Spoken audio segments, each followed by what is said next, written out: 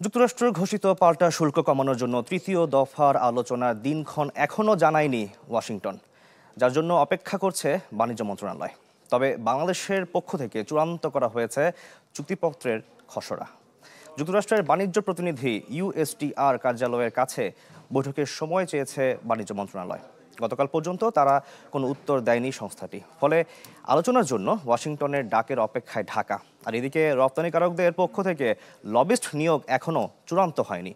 জানা গেছে বিজিএমইএ এর পক্ষ থেকে দুটি মার্কিন প্রতিষ্ঠানের সঙ্গে যোগাযোগ করা হয় প্রাথমিক পর্যায়ে।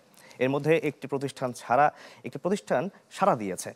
এ বিষয়ে বাংলাদেশের গবেষণা সংস্থা policy research institute PRI lobbyist নিয়োগে বিজিএমইএ-কে সহযোগিতা করছে। আগামী 1 আগস্ট থেকে 35% পাল্টা শুল্ক কার্যকর হওয়ার কথা রয়েছে।